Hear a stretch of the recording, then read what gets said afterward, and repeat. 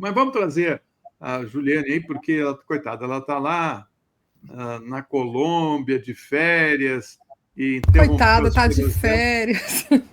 Para conversar com a gente, né? Coitada de mim. Boa noite, Liane. Boa noite a todos e todas. Uma satisfação encontrar vocês aqui. Seu áudio está um pouquinho ruim. Eu não sei se você tem como melhorar. Agora ficou boa noite. Muito bom. Então, reafirmando meu boa noite a todos e todas. Uma satisfação participar aqui do jornal, mesmo durante as minhas férias, mas uma alegria reencontrá-los. Muito boa bom noite, ter você. O Florestan já te deu boa noite e prazer ver você de volta depois de tanto tempo que você está longe da telinha da TV 247. Saudade das suas participações no passado, que eram sempre interessantes, construtivas. Muito obrigada, mas estamos aí. Ô, Juliane, já saltando na pergunta, essas tarifas, esse tarifaço, isso que se aproxima, se é que vai ser levado como foi anunciado, merece preocupação imediata? Você acha que as repercussões serão agora e que a gente tem que se preparar para isso agora, ou é ao longo do tempo, agora e ao longo do tempo? O que você está vendo do que vem por aí? Olha, eu acho que a gente tem uma sorte. É muito paradoxal isso que eu vou falar, mas um dos principais problemas da economia brasileira é que ela se insere na divisão internacional do trabalho a partir de um lugar muito inferior na escala de agregação de valor. Ou seja, nós somos uma economia primária exportadora que se posiciona no comércio internacional, provendo ao mundo matérias-primas, commodities. Isso é muito ruim para a soberania econômica de um país, isso é muito ruim para a construção de uma nação com maior complexidade econômica, maior distribuição de renda e maior homogeneidade social. Só que nesse caso específico, essa nossa natureza primária exportadora pode nos ajudar. Por quê? Porque o Brasil exporta, em termos de volume, uma quantidade substancial de matérias-primas para os Estados Unidos.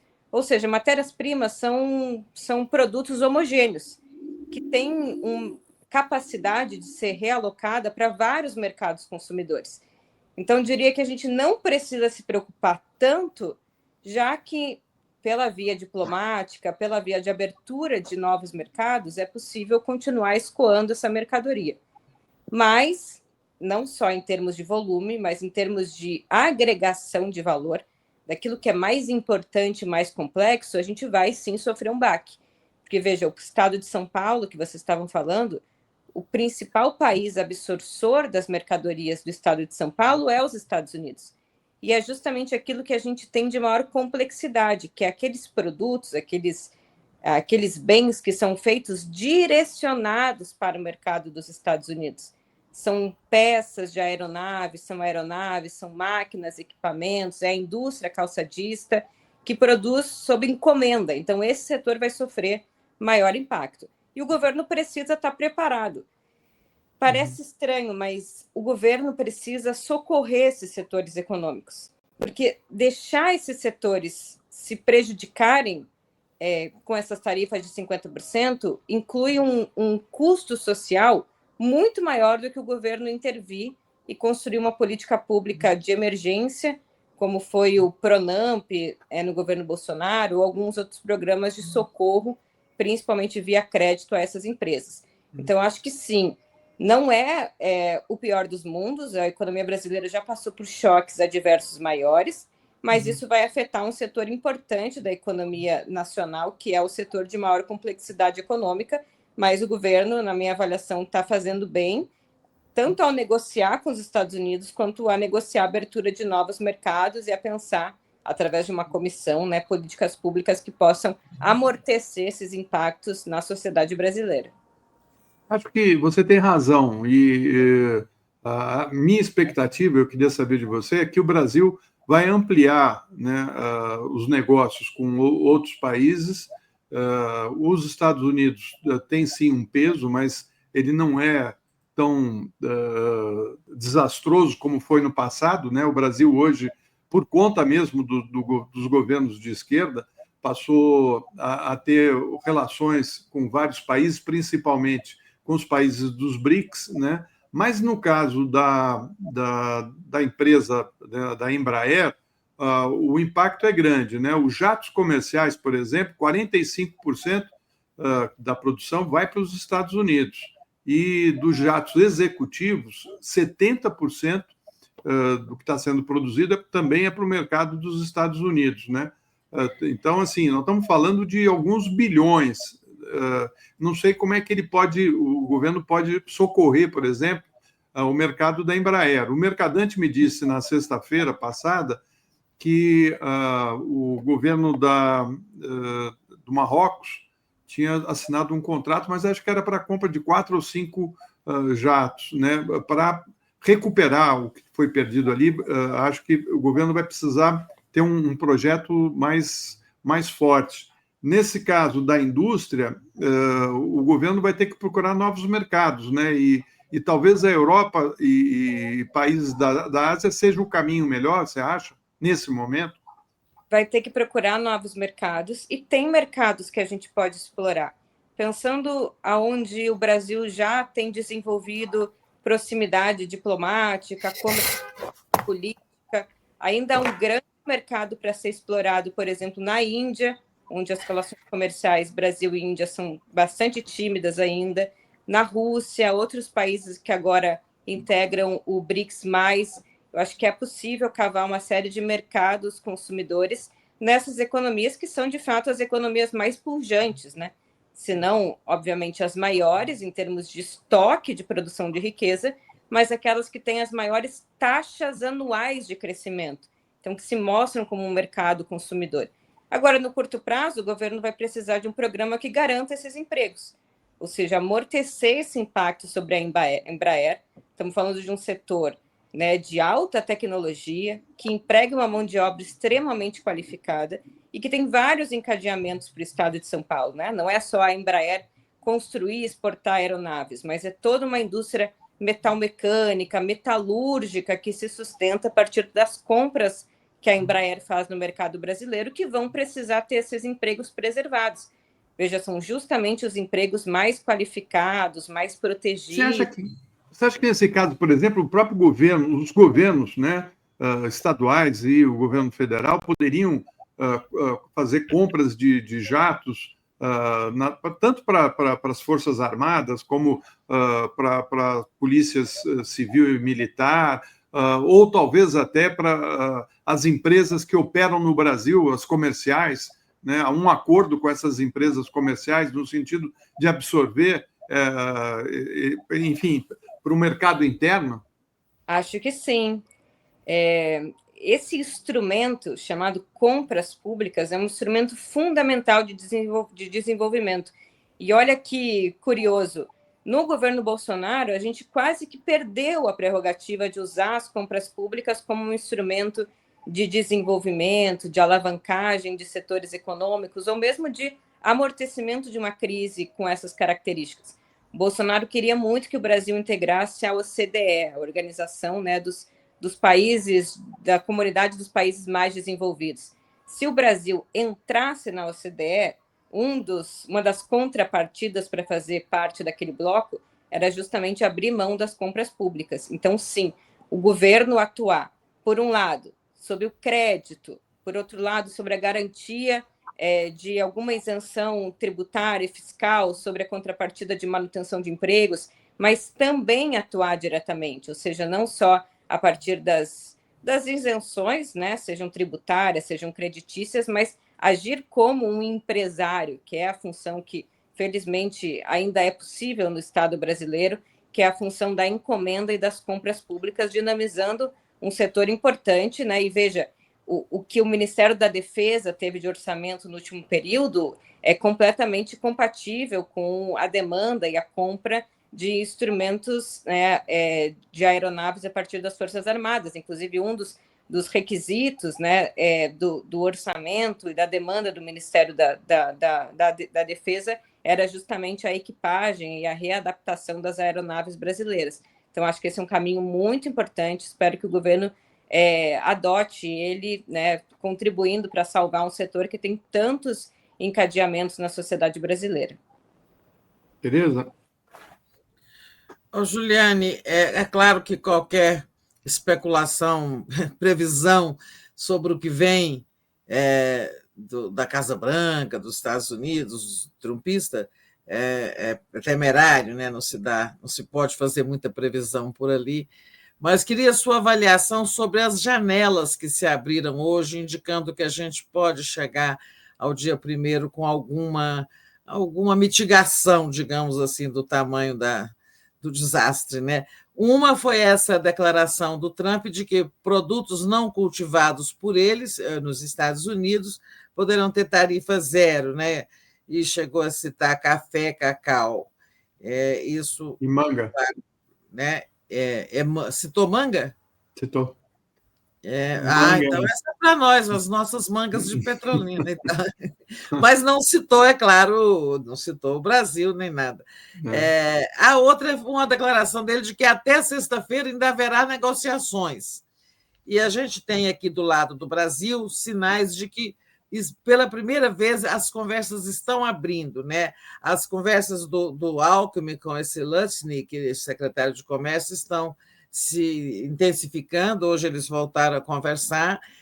O Mauro Vieira está lá em Nova York, parece que não avançou muito, mas está se esforçando por lá. Enfim, você está otimista? Acha que a gente, até sexta-feira, a gente pode conseguir uma mitigação, alguma inflexão aí mais favorável? Ou você está pessimista, achando que é assim mesmo, que o Trump quer dar um recado ao mundo, olha o que eu faço com o Brasil e tal? Eu acho que ele quer muito nos tratar como saco de pancadas, tem muita gente que vê assim, né? Isso que eu faço com países de BRICS, com países do sul global, que ficam aí falando em moeda alternativa e tal, fora ajudar meu amigo Bolsonaro, né? Então. Eu acho que é isso, eu acho que ele fez uma aposta no terreno da geopolítica, da geoeconomia, que é um pouco garantir que o principal país da América do Sul, né, o país que é vocacionado para cumprir um papel de influência central na região, pudesse ou fosse curvado através dos interesses e das medidas elaboradas desde os Estados Unidos. Então, é uma aposta política de levar adiante esse conjunto de tarifas, né, como uma represália, como um sinal, né, de que num período de decadência do imperialismo, da hegemonia norte-americana, os Estados Unidos ainda se mantêm fortes. Eu acho que o governo Lula, ao não ter cedido e ao não ter ido fazer negociações de forma rebaixada, como foi a União Europeia, como foi a Indonésia, como foi o Japão, mostra agora que a aposta estadunidense tem o seu risco. Quer dizer, ela tentou ser a demonstração de uma força política e de incidência sobre a região, mas agora demonstra que ela também pode ser, né, um tiro no próprio pé. Veja, há uma relação superavitária dos Estados Unidos com relação ao Brasil. Quer dizer, se o Brasil adota uma política de reciprocidade, isso quer dizer que o país mais afetado, em termos de dificuldade de escoar as mercadorias, são os próprios Estados Unidos.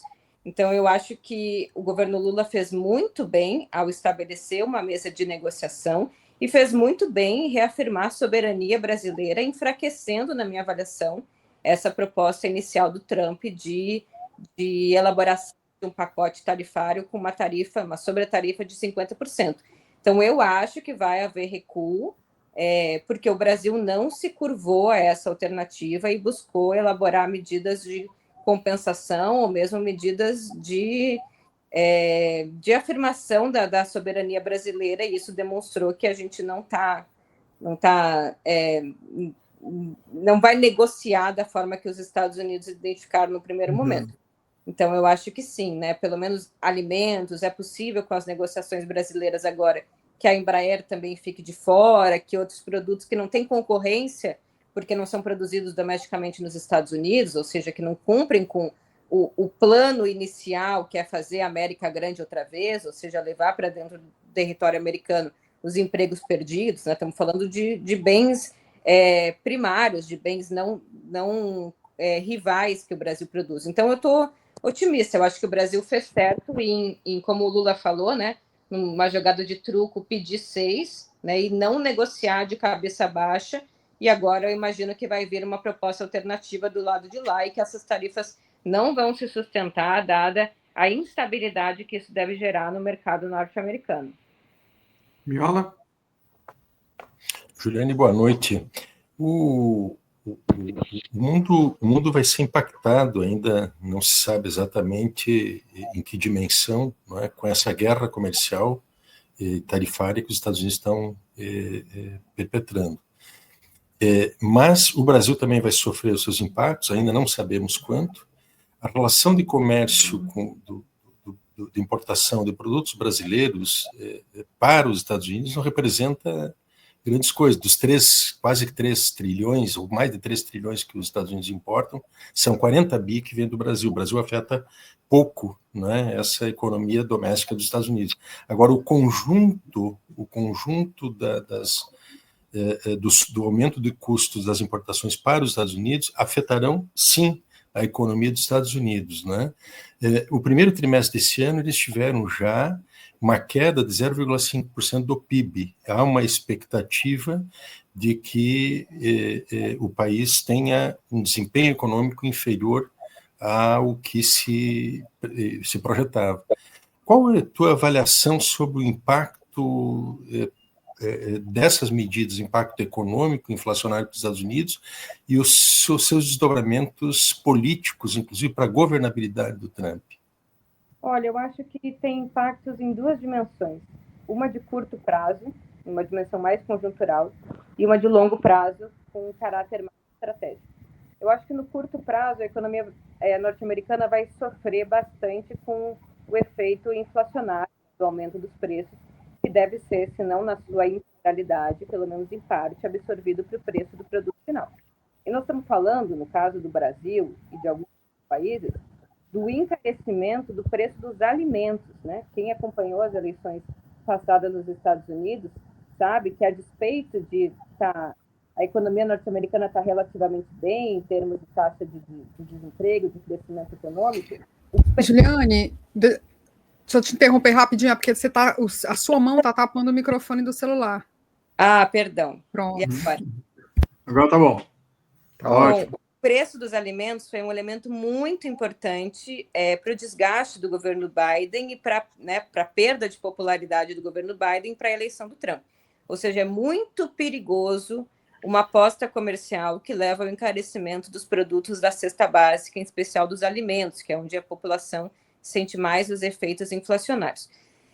Agora, no longo prazo, eu diria que talvez os impactos não sejam tão negativos. Eu tenho pensado um pouco sobre isso. Os Estados Unidos, quando se viram ameaçados na década de 70, talvez em dimensões muito parecidas com a ameaça que os Estados Unidos vivenciam hoje, uma ameaça no campo militar, com a derrota na guerra do Vietnã, uma derrota no campo monetário, com as alternativas do FMI na década de 70, de substituir o dólar por uma cesta de moedas, os direitos especiais de saque, uma ameaça no campo econômico, com a rivalidade da grande empresa japonesa e alemã naquele período.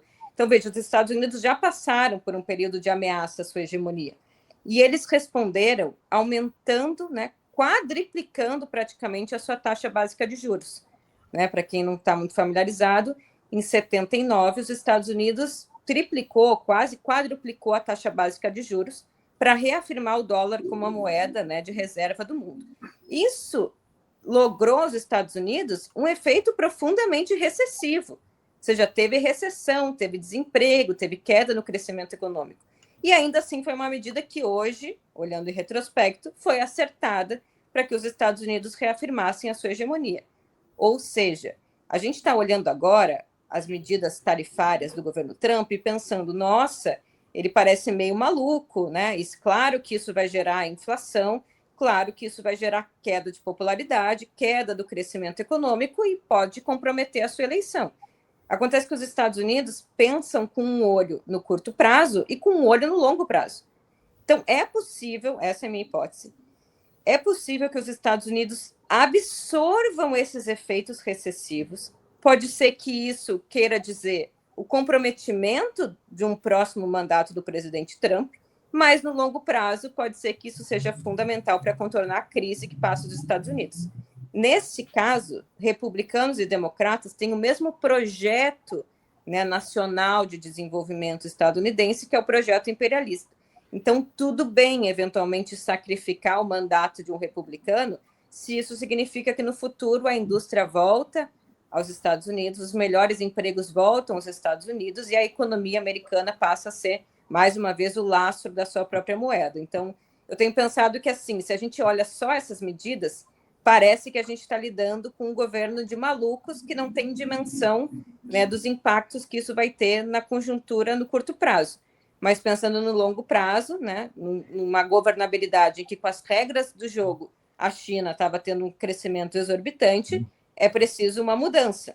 E essa mudança, eventualmente, sacrifica uma geração em prol de um projeto de reconstrução e reafirmação hegemônica, que é um projeto de longo prazo.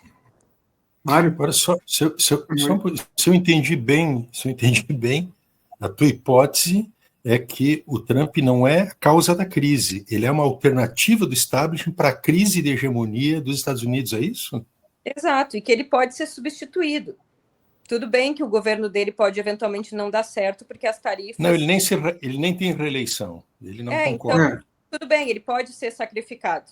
O que importa é que o maluco pode estar operando uma política, sim, importante, para que os Estados Unidos volte a ter a presença hegemônica que ele já teve no passado. Coesiona o establishment estadunidense. O Juliane... Travou? O Mário travou? Travou. Né? Travou.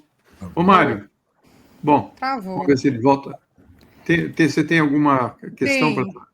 Então, traz já. Inclusive, tem um superchat aqui que está tirando o sono de muita gente, viu, Juliane? A Laurita, ela fala o seguinte: o Brasil tem 70% das suas reservas em dólar e, como tal, em fundos soberanos, incluindo títulos da dívida americana. Isso é perigoso para o Brasil? Não necessariamente, porque a gente não tem projetado, ninguém tem projetado um movimento de desvalorização do dólar. Até porque a desvalorização do dólar tornaria, por um lado, os Estados Unidos mais competitivos. Eu acho que o governo Trump aposta nessa saída, mas a desvalorização do dólar corroeria ainda mais o peso internacional que o dólar tem como reserva de valor. E tem um elemento muito paradoxal, porque muito se tem falado sobre desdolarização. E se a gente for pensar na China, a China tem trilhões em reserva. Mas estão vendendo, né? Estão vendendo, mas estão vendendo a um ritmo muito lento, porque é um cálculo muito contraditório. Se a China vender de forma acelerada suas reservas em dólar, isso significa que vai haver uma desvalorização do dólar, ou seja, vai haver uma desvalorização da própria riqueza chinesa. Então, ainda que China, Rússia tenham apostado em outras reservas, especialmente o ouro, elas ainda são muito reféns do sistema dólar. É muito difícil desdolarizar uma economia, porque o dólar é uma moeda central e, por ser uma moeda central, se torna uma moeda central.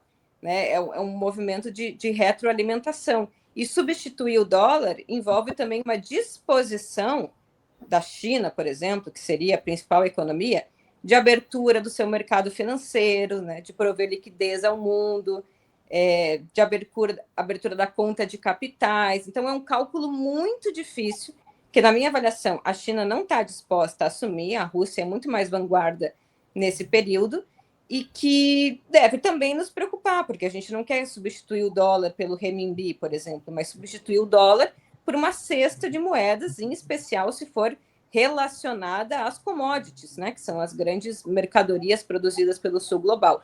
Mas o movimento de desdolarização ele é muito menos rápido do que a vontade de desdolarização, exatamente por isso, porque todos os países do mundo, para ter algum nível de segurança cambial, estocam dólar, né, formam as suas divisas em dólar. Mário, agora dá para você fazer a questão. É o seguinte, eu nunca vi, Juliane, a expressão economia política ser tão concentrada e tão verdadeira, não é, do que nesse momento. Economia política.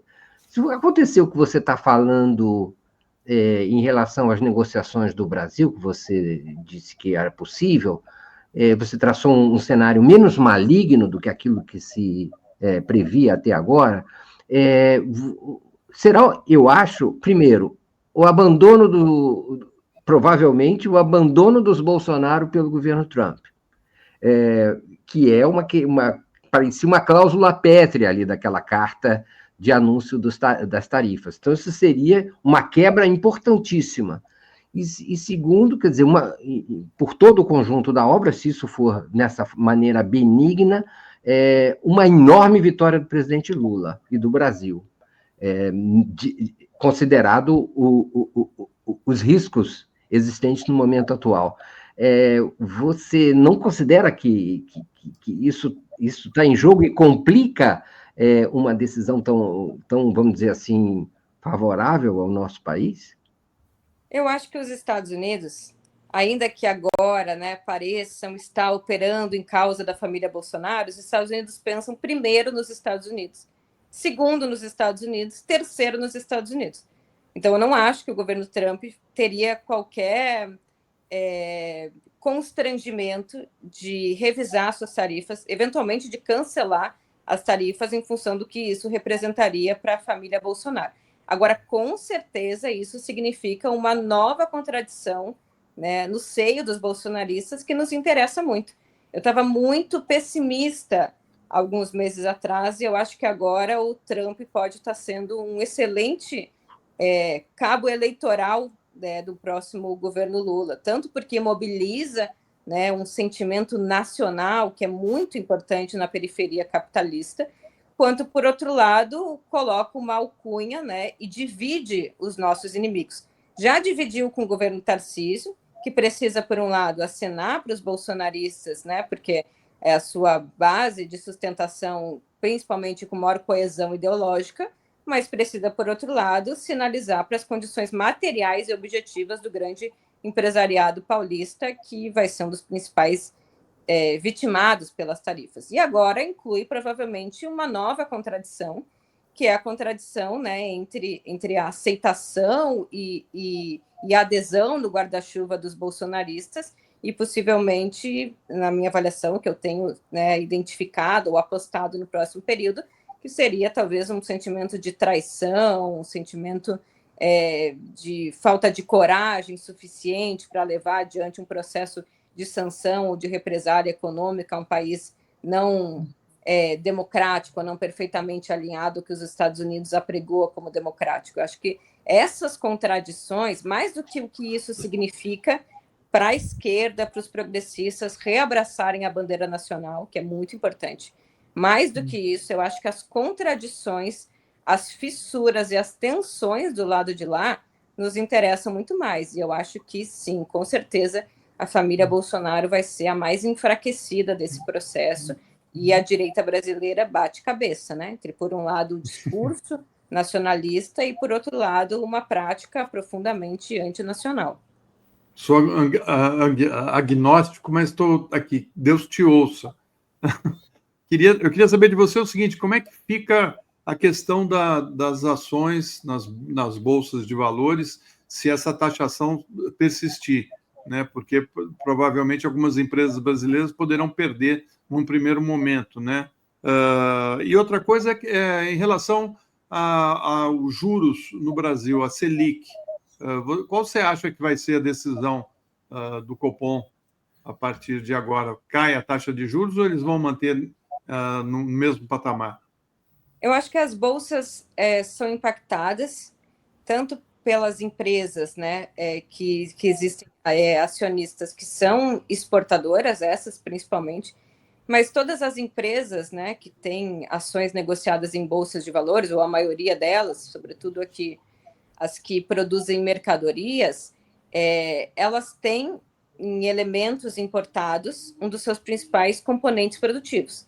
Então, a gente pode pensar, mas essa empresa produz nacionalmente e vende no mercado interno. De qualquer forma, essa empresa é impactada pelo tarifaço, porque como a nossa cadeia produtiva é muito fragmentada, e como nos anos de neoliberalismo, né, na década de 90, a gente perdeu muitos elos das cadeias produtivas, isso significa que mesmo que a gente produza aqui e venda aqui, parte importante do consumo intermediário da produção de bens é importados, então a taxa de câmbio e as tarifas, né, podem impactar, se é que o governo vai aplicar de fato a tarifa, né, a política de reciprocidade. De qualquer forma, qualquer tipo de instabilidade econômica, mesmo que se não fosse eventualmente tarifas ou tarifas de 50%, qualquer movimento de instabilidade mexe com as bolsas de valores, que estão, em geral, muito preocupadas ou atuando muito a partir de previsões de mercado, de movimentos especulativos. Então, a tensão global que o mundo está vivendo faz o movimento das bolsas recuarem, e para os investidores ser muito mais lucrativo, muito mais seguro atuar, investir sua riqueza financeira em renda fixa agora do que em bolsa de valores. A taxa de juros, acho que sim. Na reunião passada, eu fazia uma leitura de que já começaria um movimento de redução muito gradual da taxa básica de juros. Agora, eu apostaria que não. Eu acho que não vai subir, mas ainda não vai iniciar um movimento de queda. Eu acho que a estimativa é de uma certa prudência do Banco Central de manter a taxa básica de juros no mesmo patamar, ainda observando os impactos da inflação americana, do comportamento da taxa básica de juros nos Estados Unidos, para só a partir daí pensar em iniciar um movimento de queda. Acho lastimável, acho que essa não deveria ser a tarefa prudente do Banco Central nesse momento, pelo contrário, deveria ser de estímulo à atividade econômica, levando em consideração as possíveis perdas com tarifaço, mas avaliando a atual diretoria do banco, os comunicados que o Banco Central tem emitido, eu apostaria que o movimento de manutenção da taxa básica de juros no patamar atual ainda deve se manter na próxima reunião do Copom. Muito bom, Juliane. Eu não sei se a Sara quer falar mais alguma coisa da nossa comunidade ou se... Tem, assim, o pessoal está cobrando mais clareza, Juliane, em relação à resposta sobre as reservas que estão nos Estados Unidos, né? É caso de preocupação, corram para as colinas, o que é que você acha? Que é um tema meio difícil mesmo, eu acho que eu até não expliquei muito bem. Os países, para se proteger de ataques contra a sua moeda, né, de desvalorizações muito excessivas na sua taxa de câmbio, desde o ano de 73, as taxas de câmbio não são mais fixas, né? Antes elas eram fixas no dólar, que por sua vez era fixa no ouro. Desde lá a gente tem um movimento de muita subida e descida, né, das taxas de câmbio. Isso afeta muito uma economia, principalmente dependente como a brasileira. Então, o Brasil fez muito bem em aplicar, né, bilhões da receita de exportação em títulos da dívida americana, ter reservas em dólar. Isso, infelizmente, é muito importante. Então, o Brasil, ele mesmo um movimento de desdolarização, que ainda é muito tímido, né, que envolve a transação em moedas locais, mas que ainda está muito longe de, por exemplo, pensar uma unidade monetária, uma reserva de valor, né? O próprio debate que os BRICS têm feito hoje é muito mais de comercializar em moedas locais e muito menos de criação de uma moeda comum, não única, mas comum, né? Pelo menos uma unidade de liquidação de débitos e créditos. Então, o dólar vai seguir ainda durante muito tempo, infelizmente, sendo a moeda de curso internacional. Então, o Brasil, na verdade, se beneficia de ter esse colchão de amortecimento, né? Ter essas reservas internacionais que qualquer ataque ao Brasil, desvalorização excessiva do real frente ao dólar, o Banco Central pode usar esses dólares, né, que estão aí guardados, para colocar no mercado brasileiro e regular a taxa básica, a taxa de câmbio. Esse tema é muito difícil, mas trocando em miúdos, o Brasil não corre risco, não corram para as colinas. Acho que o Brasil deve iniciar um movimento de maior diversificação, fazer mais reservas em ouro, mas ainda assim não tem nenhum tipo de risco a manutenção das reservas em ouro. E é porque não tem muito risco que a desdolarização é muito grande. porque não há um risco de todos os países, de repente, abandonarem as suas posições em dólar e isso significar um derretimento da moeda estrangeira e, por consequência, um derretimento da riqueza brasileira aplicada em dólares, né? Então, acho que não tem risco. Muito bom. Juliane, você está onde aí na Colômbia? Eu estou em Cartagena agora. Ah, que beleza. Sim. Então aproveite. E muito obrigado por você estar aqui com a gente. Obrigado. Viu? Obrigada, Juliane. Obrigado, Juliane. Obrigada, Aproveite. Tchau. Tchau, Boa tchau. noite. Boa noite. Tchau.